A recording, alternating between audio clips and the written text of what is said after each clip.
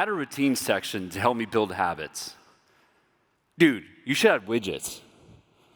I want to share an account with my husband to help us keep track of things. Add a location feature to remind me when I arrive. Wait, ongoing is misspelled on that second screen. These are just a few of the thousands of comments I received from strangers trying to help me build a better product. I didn't know it then, but after spending nearly a year rethinking everything I thought I knew about product development, I realized I was building in public. Oh, by the way. Hey, I'm Nolan. Rad Nolan, that is. I'm Nolan Perkins. I'm based in Florida with my amazing wife and 3 daughters. And for the last 2 years, I've been a full-time content creator. You may have heard of me. I was even on a billboard last year. No biggie. No, it was actually a really big deal for me, and it was kind of the coming together of the last 14 years of my career, which I'm about to go into. Come on now. There we go. So I talk about design and product. I also run a small design and social production agency called Rad Collab, where we help clients like Figma celebrate the little big wins. But all that is really just to fund my true passion, which is building and launching products. That's what got me into this world 14 years ago when I made my first app that used machine learning to build fitness routines. The world is so much different now than it was back then. Instagram was still ad-free, if you can believe it. A lot of us were designing everything in Photoshop and sharing PNGs instead of clickable prototypes. And the lean startup was also making its rounds, pushing this idea of the minimum viable product. Now, I got super excited about it. So we honed in our MVP, focused on Siri-guided workouts, shuffled by AI. But we had this grand vision with nutrition tracking and long-term plans. And this was really early in my career, but I think these 3D mockups still hold up. I was so proud of it. Now, the day we launched, we were number 3 on Product Hunt. And the next day, we hit the homepage of Yahoo, gaining tens of thousands of users in just the first few weeks. This is actually me refreshing the database. Like literally every time we did it, it was hundreds of new users. It was crazy. Now we started getting emails of feature requests from those users. And so just like everyone else, we put our heads down. We got to work. Now we were doing, or at least trying to do, the classic feedback loop where we would build and give feedback, iterate, and design some more. But I was inexperienced and mostly impatient. So I was pumping out gold, I was redoing whole swaths of the product. But it got to the point where we were holding our builds longer and longer, saying, we can't release until we have this. I didn't build a direct line to our users, so we kept guessing and building and failing. We ran out of steam, and it was my first true failure. But when the dust settled, I realized that my designs alone could build momentum for a product. But more importantly, those designs are not enough to guide a product to actual success.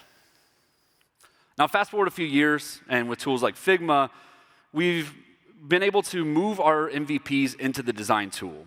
You no longer had to wait for development to see where you failed. But lurking around the corner was a new type of MVP that broke the feedback loop down to the smallest I've ever had. It's changed my career and my entire process. And it all started back in 2020 due to a TikTok user named Minecraft Axolotl. Classic TikTok name, right? Now, this person has literally changed my life and is the reason that I'm on this stage today. Because, see, I was feeling in the need of a shakeup, and I decided that I would commit to growing my freelance client base to try to find my passion for design again. So I started to post these cool UI shots where everyone was going viral, TikTok. And I'd been posting here and there for a few months. I was barely scraping a couple hundred views. And finally, one day, we crossed a couple thousand. And good old Minecraft Axolotl came, and well, they told me to make some changes.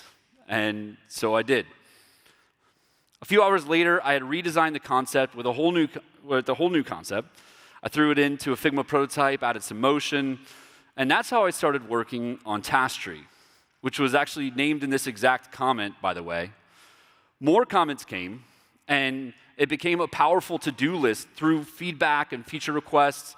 And ultimately, it ended up becoming an app that was focused on ADHD productivity. Now, I personally don't have ADHD, but my daughter had just been diagnosed with autism. She also has ADHD, and that made some stakes that really hit home for me. And so I was posting nearly every day. I was dropping designs for this feature request and that. I even opened up the Figma file for hundreds of people to come lurk and tell me my spacing was inconsistent. I also made a clickable Where's Waldo game because, not everybody who was coming from TikTok were product people.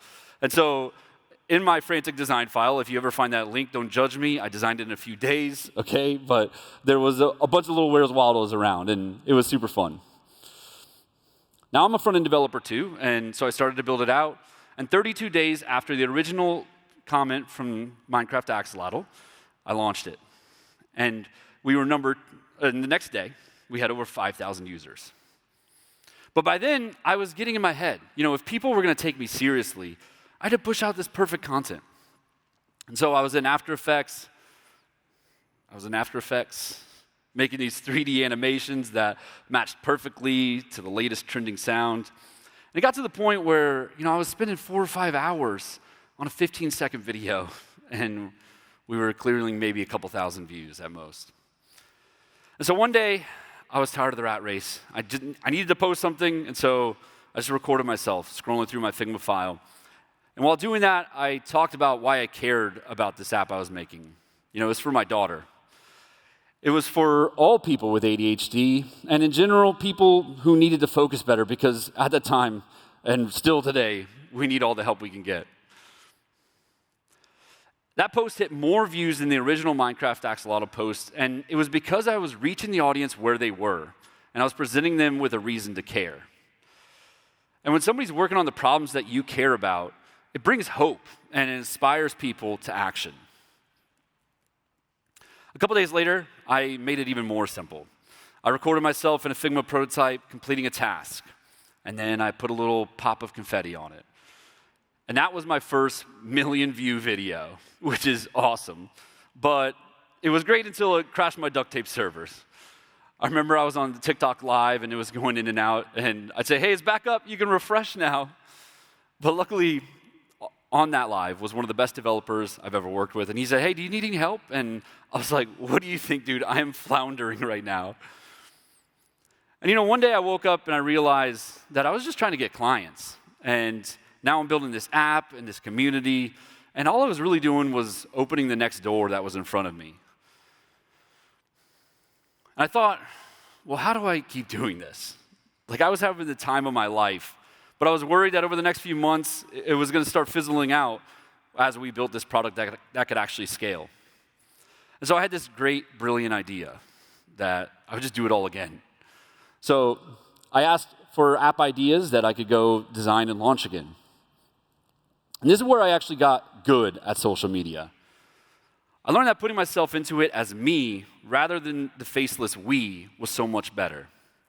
I learned that showing the process was way more important than talking about the process I was doing.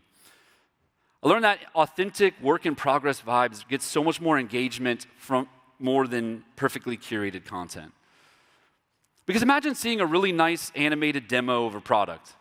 The best engagement that you're going to get is, hey, where can I download it? Or better yet, people head to your bio, they join the wait list or download the app without engaging on your post at all. And don't get me wrong, downloads are amazing. This is what we do it for, to get actual users on our products that we're making. But in the early days, you really need to manage those expectations and focus on driving feedback, which brings more feedback, more eyeballs, more people to your product. I also learned, and this is probably the biggest takeaway of all, is that people move when they understand the problem, and you can quickly demonstrate a visual solution. See, by this point, I had started doing this for clients, and a project led to one of my favorite posts ever. See, this is an average post, showing the audience, what I was designing and building. It's cool, but what I actually posted was a duet with somebody else. It's Tinder for you and your partner, and it shows you movies that you can swipe right or left on, so it'll let you know when you both match on a movie, so you don't have to argue about what you're gonna watch anymore. You see how much more compelling that was? Sure, that creator had a lot of energy, let's say, but I think it was so good because it was encapsulating the exact problem, and here I was with a solution to that. Imagine the viewer's experience. There's somebody who's signaling to the algorithms that they identify with that problem, and my video pops up on their FYP. You think that they'll go to your page and binge watch your account, seeing the entire process of your product coming to life? Yep. You think that they'll download everything and go download that product? Yeah. You think that they'll tell all their friends that they found this random dude on TikTok who's making a solution to the problem that they always complain to them about? Yes, again. And they sure did all that for me. I ended up working on a few ideas. There was a mood tracker with a support system. There was a digital closet app, which got really focused on laundry for some reason. And a budget tracker, which kept your fish alive if you didn't overspend that week. Except it was a kangaroo, not a fish, but that's a whole other story. Between these and a few others, I gained nearly 100,000 waitlist emails for all these products. And it was around this time that we were ready to hit publish on Tashley's native apps. And within the first 3 months, we had over 75,000 users, leaving nearly 1,000 reviews, averaging over 4.5 stars. Our community showed up for us. But I was too nervous to charge. I felt like this moment was bigger than me, and if I muddy it with money, well, the wheels might come off. So we left it free with a donation. Yet over 10% of our users dropped us a donation or two, and in fact, just a month ago, we were still having people on old builds sending us donations, which is just crazy to me because they literally got nothing out of it, just helping me out. Comments have pivoted features and entire core selling points of the product I'm working on because the opinions come in with no expectations. So they're raw and unfiltered. And repeat asks come and build off of previous ideas from other ideas and comments, and you shove all that through the vision that you're trying to accomplish, and you create something that's so much better than you could have ever done alone. The proof is here, and it's happened to me multiple times, yet so many startup founders I've spoken with say, I'll start marketing when the product is ready. And I've been there too. See, when all this happened, I didn't try to raise money. I had another newborn on the way, and we were a little tight on money because we had a donation. And so eventually we had to hit pause and go get a real job again. Now, during that time, I became the design educator and content creator at Nolan. I took all these tactics that I learned on TikTok, and I grew my audience across Instagram, LinkedIn, YouTube, all of it. So over 600,000 followers across those platforms. And when the timing was right, I quit that real job again to go full-time on rebuilding Tashley. But the stakes felt higher. I had a few more scars. No, I had a lot more scars than I did back then. My brand couldn't be associated with something that doesn't do well. And so I kept my head down. I got to work. I stayed quiet for quite a bit. And it wasn't until I started posting again that I realized the tides had shifted a lot. Things weren't clicking like they used to. So I took a hard look at the product. It's a productivity app. It helps with all kinds of people trying to prioritize and focus, but my primary audience is people with ADHD that are trying to be more productive. Now, that persona worked a few years ago, but it's too shallow to break through all the noise that's out there now. Like, people are so good at picking up when a brand is just blanketly trying to connect to an audience. I needed to also tie my personas to something else, which helps bring them to life and guide the algorithm every post. By the way, this is why you see so many brands jumping on current events and trends, because it doesn't just boost you randomly. No, it's signaling to the algorithms that you're talking about something that everybody else is talking about right now. And here's a few examples of posts I helped behind the scenes with on Figma's social team. A topic everyone was talking about, severance, and the trending audio going big on TikTok. But these awesome comments and engagement were actually from the Instagram side of this post, so it just shows that great content can come out of all this. So anyway, I could take a hot topic or audio, I can connect it to my ADHD community, and then I can present it alongside my app.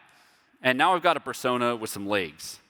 But this doesn't always pay off, and it's exhausting trying to track trends and be creative and funny while not being cringe. This is why general interests are so important to your personas. See, some people with ADHD, they like pottery. Others prefer painting. Some like gaming, while others don't. And every post is an opportunity to connect with sub-communities of your primary audience. So I've learned to take the ADHD audience deeper by also grounding them in a set of shared common interests, or cohorts. Since rebuilding Tapestry, one of my primary cohorts has been people with ADHD that are in love with Animal Crossing. And really quick, this is why building in public is so important. Through comments and community building, you can start working towards product market fit. Yet so many startups wait until they've shipped their MVP to start refining that. But you can do that in the prototyping stage. See, I didn't randomly come up with Animal Crossing. It started because I defined my audience very clearly and I listened to them. So when I went to shake up Tapestry to build a more unique identity, I decided that I would gamify it. And in came a comment that I needed in that moment. It's been my North Star while rebuilding Tapestry and putting in a bunch of game features.